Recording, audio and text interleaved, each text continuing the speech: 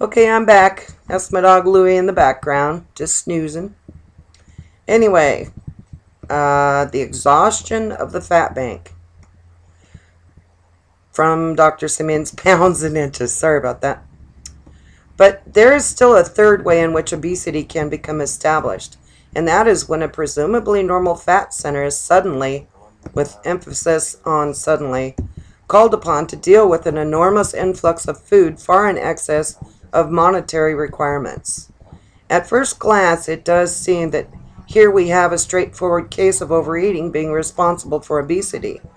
But on further analysis, it soon becomes clear that the relation of cause and effect is not so simple.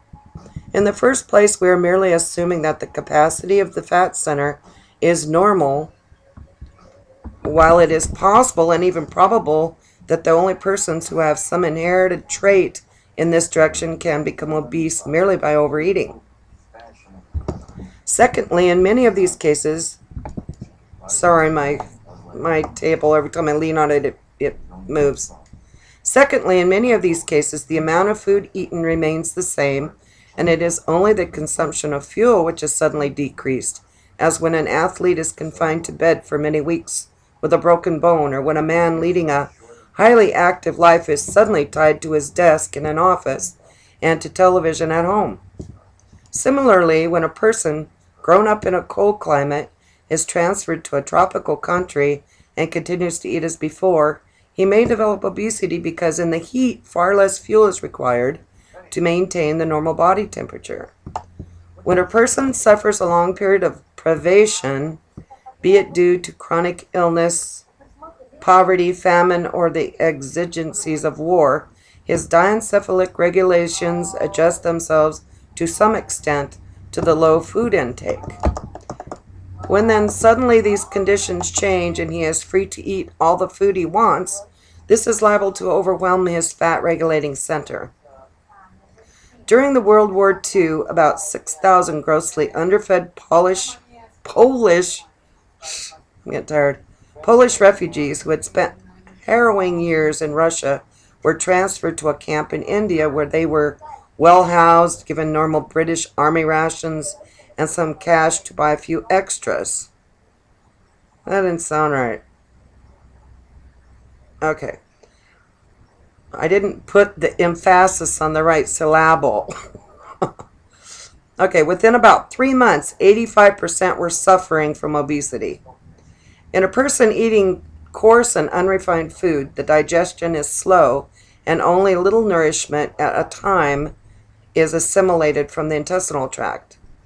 When such a person is suddenly able to obtain highly refined foods such as sugar, white flour, butter, and oil, these are so rapidly digested and assimilated that the rush of incoming fuel, which occurs at every meal, may eventually overpower the diencephalic regulatory mechanisms and thus lead to obesity.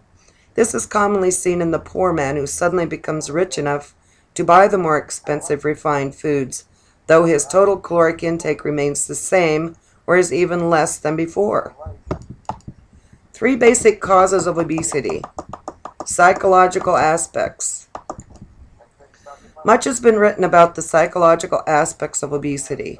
Among its many functions, the diencephalon is also the seat of our primitive animal instincts, and just as in an emergency it can switch energy from one center to another, so it seems to be able to transfer pressure from one instinct to another. Thus, a lonely and unhappy person deprived of all emotional comfort and of all instinct gratification except the stilling of hunger and thirst can use these as outlets for pent-up instinct pressure and so develop obesity. Yet once that has happened, no amount of psychotherapy or analysis, happiness, company, or the gratification of other instincts will correct the condition. Compulsive eating. No end of injustice is done to obese patients by accusing them of compulsive eating, which is a form of diverted sex gratification. Got that? Most obese patients do not suffer from compulsive eating. They suffer genuine hunger, real, gnawing, torturing hunger. which has nothing whatever to do with compulsive eating. Oh, I got somebody at the door. Hang on.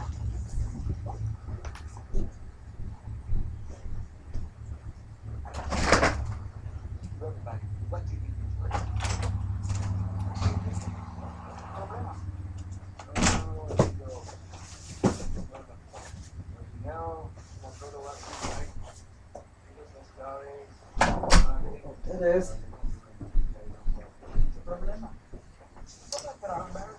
Okay, I'll edit that out. Alright, here we go.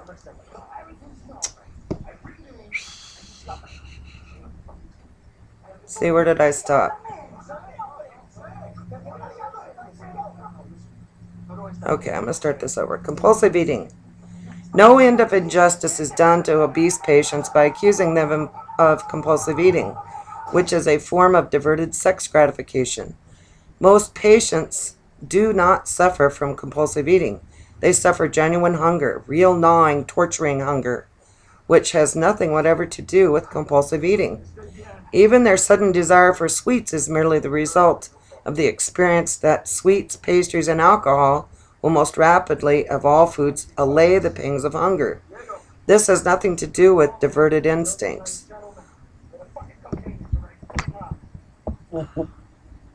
On the other hand, compulsive eating does occur in some obese patients, particularly in girls in their late teens or early 20s. Fortunately, from the obese patient's greater need for food, it comes on in attacks and is never associated with real hunger, a fact which is readily admitted by the patients. They only feel a feral desire to stuff. Never done that. 2 pounds of chocolates may be devoured in a few minutes. Cold, greasy food from the refrigerator, stale bread, leftovers on stacked plates, almost anything edible is crammed down with terrifying speed and ferocity. I have occasionally been able to watch such an attack without the patient's knowledge, and it is a frightening, ugly spectacle to behold, even if one does realize that mechanisms entirely beyond the patient's control are at work. A careful inquiry into what may have brought on such an attack almost invariably reveals that it is preceded by a strong, unresolved sex stimulation, the higher centers of the brain having blocked primitive diencephalic instinct gratification. The pressure is then let off through another primitive channel, which is oral gratification, which means eating, guys.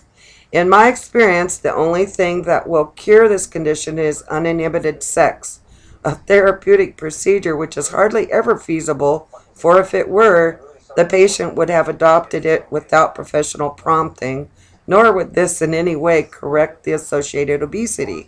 It would only raise new and often greater problems if used as a therapeutic measure. Never heard of that.